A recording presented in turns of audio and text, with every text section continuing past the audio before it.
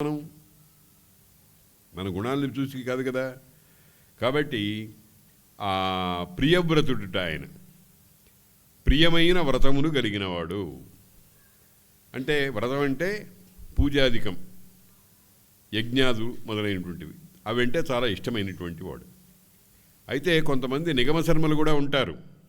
వాడికి పేరు పెట్టారు నిగమశర్మ అని, నేతి బీరకాయ అన్నారు. నిగమశర్మలో నిగమం లేదు, నేతి బీరకాయలో నెయ్యి లేనట్టుగా.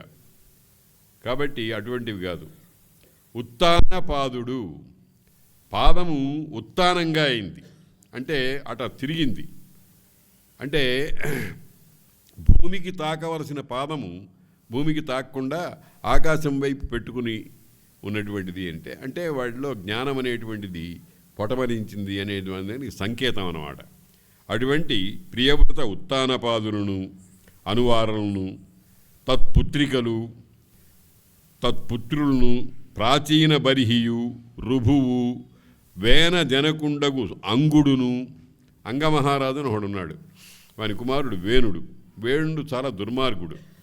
ఆ వేన అనే శబ్దం వేదంలో కూడా కనిపిస్తుంది. వేనస్తత్పశ్యన్ అని మంత్రం కూడా ఉంది. ధ్రువుడును, ఈ ఉత్తానపాదుడు అనేటువంటి వాని కుమారుడే ధ్రువుడు. వీళ్ళందరూ కూడా కడవంచాలుదురు. వీళ్ళందరూ కూడా ఈ మాయ అనేటువంటి దానిని దాటుకోగలుగుతారు. తక్కిన వాళ్ళ సంగతి చెప్పలేం. అంటే చూడండి, ఈ సృష్టి ఆరంభమై 197 కోట్ల సంవత్సరాలు అయిందన్నారు. వీళ్ళందరిలో ఈ 84 లక్షల జీవరాశులు ఉన్నాయన్నారు. ఈ జీవరాశులు ఇప్పటికీ ఎన్ని కోట్ల కోట్ల కోట్లు కోట్లుగా అవుతాయో గమనించండి. అందులో మనకు లెక్కకు వచ్చిన వాళ్ళు 5గురో 6గురో. అంటే ఆశ్చర్యం కదా. అదే అన్నారు ఒక ఆయన, ఆనందవర్ధనుడనే ఆయన, అయ్యా అస్మిన్ అతి విచిత్రే కవి పరంపరా వాహిని. ఈ కవి అనేటువంటి వాళ్ళు ప్రతివాడికి కూడా ఏదో రాయాలి, అవతలవాడికి ఆనందాన్ని ఇవ్వాలి అనేటువంటి సంకల్పం ఉంటుంది. ఏదో పద్యం రాస్తాడు, ఒక గేయం రాస్తాడు, ఒక చిన్న కథ రాస్తాడు. ప్రతివాడిలోనూ ఆ కవి అనేటువంటి అంశ ఉంటుంది, చాలామందిలో కనీసం. అటువంటి కవులు ఇప్పుడు పరిగణన చేయాలి అని అంటే అది లెక్కలేదు. కవి పరంపరా వాహిని, అదొక పెద్ద నది. ఆ నదిలో ప్రతి బిందువు జలమే అన్నట్టుగా, ప్రతి బిందువు ఆకాశాత్ పతితం తోయం యథా గచ్చతి సాగరం అన్నట్టుగా సముద్రాభిముఖంగా ప్రయాణం చేస్తుందో అట్లాగే కవులందరూ కొన్ని కోట్ల లక్షల మంది ఉన్నారు. కానీ గణనకు వచ్చే కవులు ఎంతమంది ఉన్నారు అని లెక్క వేస్తే ఆయన ఆనందవర్ధనుడు ఏం చెప్పాడో తెలుసునండి. ద్విత్రాహ, 2 3 అన్నాడు. అని ఇంకా ఆశ్చర్యకరంగా ఏమన్నాడంటే ఒక్కడి పేరే పేర్కొన్నాడు. కాళిదాస ఆదయ, ఒక్కడి పేరే చెప్పున్నాడు. కవి అంటే కాళిదాసు ఒక్కడే అని. అదేంటండి మరి ఇంత రిజిడ్ వాల్యుయేషన్ అయితే ఎట్లాగా అంటే, పోన్లే పంచశావ 5గురో 6గురో అందాందే అన్నాడు. అసలు కవుల సంఖ్య కోట్ల కొలది ఉంటే అందులో గణనకు వచ్చినటువంటి వాడు కాళిదాసు ఒక్కడే. అంటే మీరు దీన్ని గమనించి మీరు భ్రాంతి పడకూడదు. వ్యాస వాల్మీకులు ఏమైపోయినారండి అని. వాళ్ళు ఈ కవి అనేటువంటి స్థానానికి పై స్థానం వాళ్ళు ఋషులు. వాళ్ళు ప్రసాదించింది ఆర్షమైనటువంటి వేదం వంటిది. లౌకికమైనటువంటి కవులను మాత్రమే ఇక్కడ పరిగణించారన్నమాట. అలాగా ఇప్పుడు ఈ భక్తులు అనేటువంటి వాళ్ళు ఈ సృష్టిలో ఎన్ని కోట్ల కోట్ల కోట్ల జనాలు ఉన్నారో వాళ్ళందరిలోనూ ఇప్పుడు ఇక్కడ ఇచ్చినటువంటి లిస్టు ఎటువంటిది, ఎంతది? చాలా తక్కువది. ఇందాక ఆనందవర్ధనుల వారిని మనం అడిగాం, మరీ ఇంత రిజిడ్ వాల్యుయేషన్ అయితే ఎట్లాగండి, కొంచెం లిబరల్ వాల్యుయేషన్ చెప్పండి అని అంటే, సరే అది కూడా చూస్తానులే అని చెప్తున్నారు. గాథి, గయాదులు, ఇక్ష్వాకు, దిలీప, మాంధాతలు, భీష్మ యయాతి సగర రఘు ముచుకుంద ఏల ఐల రంతిదేవ ఉద్ధవ సారస్వత ఉదంక భూరిషేణ శృతదేవ మారుతి శతధన్వ పిప్పల బలి విభీషణ శిబి పార్థ విదురులు అంబరీష పరాశర అలర్క దేవల సౌభరి మిథిలేశ్వర అభిమన్యులు ఆర్ష్టిషేణాదులైన మహాత్ములమితవిలి అద్దేవు భక్తి చిత్తముల నిలిపి తత్పరాయణ భక్తి దుర్దాంతమైన విష్ణుమాయతరింతురు విమలమతులు.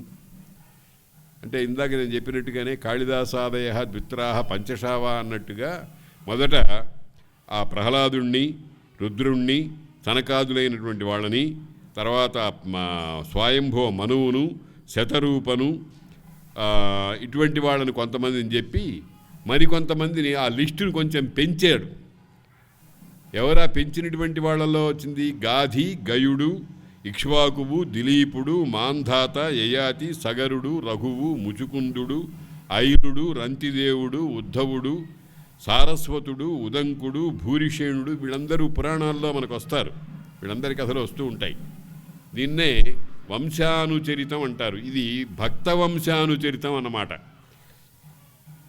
శతధన్వుడు, పిప్పలుడు, బలి, విభీషణుడు, శిబి, పార్థుడు, అర్జునుడు, విదురుడు, అంబరీషుడు, పరాశరుడు, అలర్కుడు, దేవలుడు, సౌభరి, మిథిలేశ్వరుడు, అభిమన్యుడు, ఆర్ష్టిషేణుడు మొదలైనటువంటి మహాత్ములు కొంతమంది ఉన్నారు. అందుకనే మనం పురాణాలు చదువుకోవాలి. వీళ్ళందరినీ భాగవతులు అంటారు. భాగవతులు అంటే భగవంతుని భక్తులు, భగవంతునితో ఐక్యము సాధించినటువంటి వారు. ఒక్కొక్క సందర్భంలో భగవంతుడు ఏమంటాడంటే, నాకు ద్రోహం చేసినా నేను సహిస్తాను, కానీ భాగవత ద్రోహం చేస్తే మాత్రం సహించను అని అంటాడు. దానికి పెద్ద ఉదాహరణ అంబరీషోపాఖ్యానం. అంబరీషుణ్ణి ఇబ్బంది పెట్టాలనుకున్నాడు దుర్వాసుడు, కానీ పెట్టలేకపోయినాడు. ఆ అంబరీషునికి పెట్టేటువంటి కష్టాలన్నింటినీ కూడా దుర్వాసుడే అనుభవించవలసి వచ్చింది. ఆ అంబరీషోపాఖ్యానం మనకు బాగా తెలిసిన విషయమే. అందుకని భాగవతాపచారం ఎప్పటికీ పనికిరాదు. చాలామంది ఒక విచిత్రమైన దురహంకారంతో పెద్ద పెద్ద వాళ్ళను, చాలా గణనకు వచ్చినటువంటి వాళ్ళని దులిపి పారేస్తూ ఉంటారు. అది చాలా అపచారం, చాలా మహా ఘోరమైన అపచారం. ఈ మధ్యనే రాజమండ్రిలో నేను లేని సందర్భంలో ఒక సభ జరిగిందని, అందులో ఒక మాట అన్నారట ఎవరో మహాపండితులు, శాంతం పాపం. ఏమిటన్నారంటే, నన్నయాదుల్ని ప్రాసిక్యూట్ చెయ్యాలి అని అన్నారట. దీన్ని ఏమనాలి అంటే అనిమిత్త మహత్పరివాద శీలము. నన్నయ్య గారే చెప్పారు, కారణం లేకుండా గొప్పవాళ్ళని నిందించడం అనేది కొంతమంది శీలం. శిశుపాలుడు లాంటి వాళ్ళు అన్నమాట వాళ్ళు. కాబట్టి వీళ్ళందరూ కూడా ఈ మహానుభావులు. దీన్నే ఓ మంచి చక్కటి శ్లోకంతో చెప్పారు. ప్రహ్లాద, నారద, పరాశర, పుండరీక, వ్యాస, అంబరీష, శుక, శౌనక, భీష్మ, దాల్భ్యాన్, రుక్మాంగద, ఉద్ధవ, విభీషణ, ఫల్గునాదీన్ పుణ్యానిమాన్ పరమభాగవతాన్ స్మరామి అన్నారు. వాళ్ళని భాగవతులని గురించి చెప్పారు. అందుకనే మనకి చూడండి, భగవంతుడైనాడు హనుమంతుడు. హనుమంతుడిని మనం భగవద్ అభిన్నంగా పూజ చేస్తున్నాం. అట్లాగే గరుడ, ఆళ్వారు, వీళ్ళందరూ కూడా భక్తులై భగవంతులే అయినటువంటి స్థితిని సంపాదించారు. అవన్నీ ఉదాహరణలు. దేనికి? ఈ భాగవతులు వాళ్ళ భగవతత్వం తెలిసిన వాళ్ళు అని వాళ్ళ లిస్టు ఇచ్చారన్నమాట. అటువంటి లిస్టులో వీళ్ళందరూ ఉన్నారు. వాళ్ళు ఏం చేశారట? విష్ణు మాయను తరింతురు. విష్ణువుకి సంబంధించినటువంటి మాయను తరిస్తూ ఉంటారు. విష్ణు మాయ అనేటువంటిది అర్థం ఏమిటంటే, విష్ణువు అంటే నిర్గుణ పరబ్రహ్మం, ఆయన మాయ అంటే సగుణ బ్రహ్మం, సగుణ ప్రపంచం. దాన్నే మాయాంతు ప్రకృతిం విద్ధి మాయినంతు మహేశ్వరం అని అంటారు. ఈ ప్రకృతి అనేటువంటిదే సత్యము అనుకోవటము మాయ. దానిని దాటుకోవటము అని అంటే ఆ ప్రకృతి కంటే విలక్షణంగా ఈ లక్షణాలేమీ లేకుండా ఉండేటువంటి పరమాత్మ చైతన్యం ఒకటి ఉంది అనేటువంటిది మాయా తరణం, మాయను దాటడం అనేటువంటిది. ఇది చాలా గొప్ప స్థితి.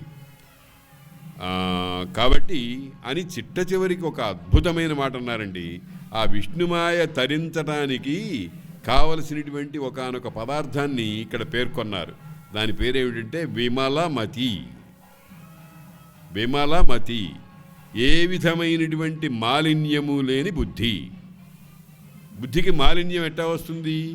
భావించవలసిన దానిని భావించకపోవటం వల్ల, భావించనక్కరలేని దానిని భావించరాని దానిని భావించటం వల్ల మాలిన్యం వస్తుంది. కాబట్టి బుద్ధి మాలిన్యము అనేటువంటిది మనకు చాలా ప్రమాదకరమైనటువంటిది.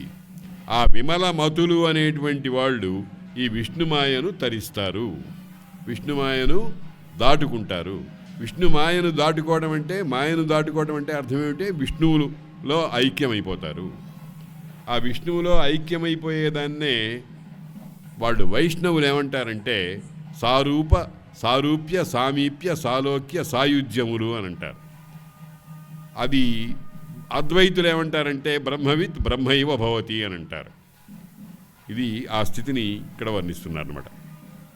అనగా వీరలనెన్ననేమిటికి తిరియగ్జంతు సంతాన పక్షి నిశాటాటవిక అఘజీవ నివహ స్త్రీ శూద్ర హూణాదులైనను నారాయణ భక్తి యోగమహితానందాత్ములైరేని వారణయంబుంతరియుంతురు అవిభుని మాయా వైభవ అంభోనిధిన్. అయ్యా, ఏదో కొంతమంది పేర్లు చెప్పారు, అవి చాలా తక్కువ సంఖ్యలో ఉన్నాయి. తక్కిన కోట్ల జనాల సంగతి ఏమిటి? అందులో ఇంకా తిరియక్కులున్నాయి. తిరియక్కులంటే పశుపక్ష్యాదులు అడ్డంగా పెరుగుతాయి, అడ్డంగా ప్రవర్తిస్తాయి. మనిషి ఒక్కడే నిలువుగా ప్రవర్తిస్తాడు, నిలువుగా పెరుగుతాడు, నిలువుగా కాళ్ళ మీద నిలబడతాడు. పశుపక్ష్యాదులకు 4 కాళ్ళు మొదలైనటువంటి ఉండాల్సి వస్తుంది. అందుకని వాటిని తిరియక్కులు అన్నారు. అలాగే క్రూర మృగాలు ఉన్నాయి, ఆటవికులు ఉన్నారు.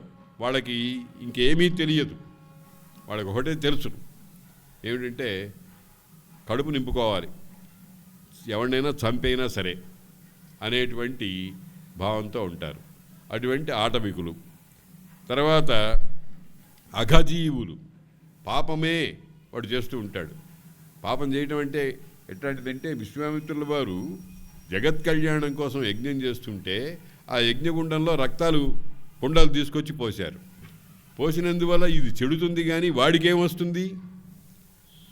అందుకనే భారతంలో ఒక చక్కటి అద్భుతమైన కథ చెప్పారు. గౌతమి లుబ్ధ కాల సర్ప సంవాదము అని ఒక కథ ఉంది. అందులో విషయం ఏమిటంటే, గౌతమి అనే ఒక ఆమె ఉంది. ఆమె కొడుకు ఒకడున్నాడు. వాడిని ఒక పాము కాటు వేసింది. కాటు వేస్తే వాడు చచ్చిపోయినాడు. ఆమె గుండెలు బాదుకుంటూ ఏడుస్తోంది. ఈ లోపల ఒక వ్యాధుడు, అంటే అడవిలో వేటగాడు ఒకడు ఆ పాముని పట్టుకున్నాడు. పట్టుకుని తీసుకొచ్చాడు. అమ్మా, ఇదిగో ఈ పామే నీ కొడుకుని చంపింది, కాబట్టి వీడిని నేను చంపేస్తాను, ఏమంటావు అనింది. అంటే ఆ మహాతల్లి వెంటనే ఒక అద్భుతమైన మాట అంది. నాయనా, చంపద్దు. ఎందుకనంటే వీడిని చంపితే నా కొడుకు బతుకుతాడా? బతకడు. ఎందుకు వాడిని చంపడం? పోనీ నా కర్మ అనుకుంటాను అని అన్నది. దాన్నే చాలా చక్కగా వ్యాఖ్యానకారులు అద్విషన్ గౌతమీవారీన్ అన్నారు. గౌతమి వలె శత్రువులను కూడా ద్వేషించకుండా. లోకంలో శత్రువు అనేటువంటి వాడే లేడు, అందుకనే అజాతశత్రువు అంటారు ధర్మరాజుని. గౌతమి అటువంటి మహానుభావురాలు కనుక అటువంటి అఘజీవనులు ఉంటారు. పాపమే మూటగట్టుకుంటూ ఉంటారు, ఏదో పని చేస్తూ ఉంటాడు. చిన్నపిల్లలు చూడండి, టీచరు పాఠం చెబుతూ ఉంటుంది, ఎదురుగుండా కూర్చుంటాడు, రేయ్ నోటి మీద వేలేసుకోండి అంటూ ఉంటారు. వేసుకుంటారు ఓ క్షణం, కానీ ఈ రెండో చెయ్యి ఖాళీగా ఉందిగా, పక్కవాడిని గిల్లుతాడు. ఎందుకు గిల్లాడండి?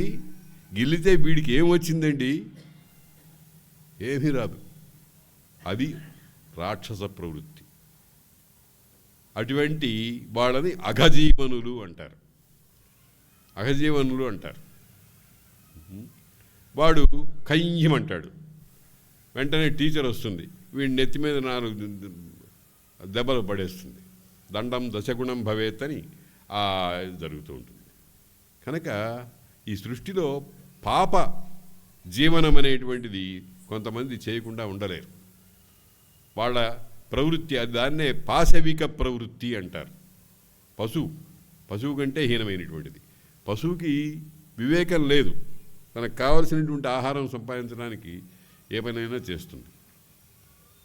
పక్క పొలం, ఇది నా పొలము, అది పక్క పొలము అనేటువంటి జ్ఞానం దానికి ఉండదు. తన యజమాని ఎక్కడో కాసేపటి చూస్తూ ఉంటే పక్కవాడి పొలంలోకి వెడుతుంది, అక్కడ ఉండేటువంటి పంటంతా నాశనం చేస్తుంది. ఈ లోపల ఆ యజమాని ఈ యజమాని కొట్టుకు తెస్తూ ఉంటారు. నీ గేదెను నా పొలంలో వదులుతావా అని వాళ్ళిద్దరూ కొట్టుకు తెస్తూ ఉంటారు. దీన్నే పాశవిక ప్రవృత్తి అని అంటారు.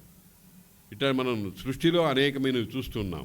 అటువంటి వాళ్ళు అఘజీవులు అంటారు.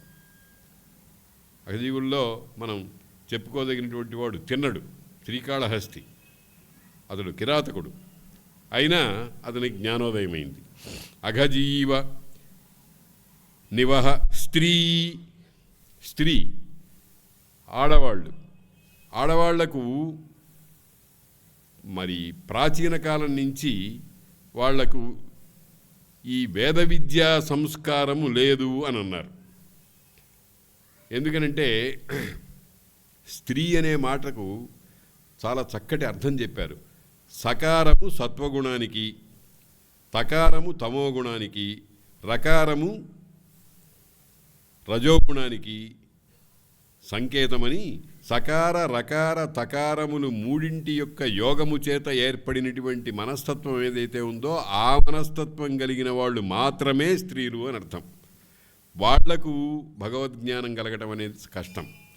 అలాగే శూద్రుడు అనేటువంటి వాడు పరిచర్యాత్మకం కర్మ శూద్రస్యాపి స్వభావజం అన్నది. అంటే ఆయా వృత్తులు చేయాలి. ఆ వృత్తులంటే చాకలి, మంగలి, కమ్మరి, కుమ్మరి మొదలైనటువంటి వృత్తులు ఏవైతే ఉన్నాయో వాటి ద్వారా తక్కిన త్రైవర్ణికులను సేవ చేస్తూ ఉండాలి అని అన్నారు. అందుచేత వాళ్ళకి భగవంతుడిని గురించి తెలుసుకునేటువంటి అవకాశం ఉండదు. స్త్రీ యందు రజోగుణ ఆధిక్యం ఉన్నందువల్ల ఆమె సంతానము పొందటం మొదలైనటువంటి అతి దుర్భరమైనటువంటి కార్యములతో నిమగ్నమైపోయి ఉండాలి గనక, లేకపోతే సృష్టి అనేది సాగదు గనక వాళ్లకు ఈ అధ్యాత్మ విద్య అనేటువంటిది కొంచెం దూరంగా ఉండాలి అని చెప్పారు. ఇవన్నీ ఎవరి మీద ఈర్ష్యతో కాదు, అసూయతో కాదు, వారిని పరిహరించడం తాత్పర్యం కాదు. వాళ్లకు నియతమైన ధర్మాన్ని ఆచరించేటప్పుడు ఇది కొంచెం మరుగున పడుతుంది అని చెప్పడం మాత్రమే అక్కడ లక్షణం. అటువంటి వాళ్ళు కూడా హూణాదులు, ఇతర మ్లేచ్ఛులు మొదలైనటువంటి వాళ్ళు అయినను నారాయణ భక్తి యోగమహిత ఆనందాత్ములై ఐరేని నారాయణుని భక్తి యోగము అనేటువంటి మహితమైనటువంటి ఆనందంతో మునిగి తేలిన వారైతే వాళ్ళు కూడా మనస్సులో తిప్పుకొని ఏదైనా ఒక పుణ్య విశేషం చేత వాళ్ళు కూడా ఈ తమకు నియమితమైనటువంటి ధర్మాన్ని నుంచి దాటుకొని ఇటువైపు వచ్చినట్లయితే ఈ మాయను తరింపగలుగుతారు. దానికి అనేకమైన ఉదాహరణలు ఉన్నాయి. దాని పురాణాల్లో, ఇతిహాసాల్లో అనేకమైన ఉదాహరణలు ఉన్నాయి. అందులో ముఖ్యంగా శ్రీకాళహస్తి అనేటువంటిది చాలా సుప్రసిద్ధమైనది. శ్రీ అంటే సాలెపురుగు, కాళం అంటే పాము, హస్తి అంటే ఏనుగు. ఇవేమిటి? తిరియక్కులు, సరీసృపాలు. తిన్నడనేటువంటి వాడు ఆటవికుడు,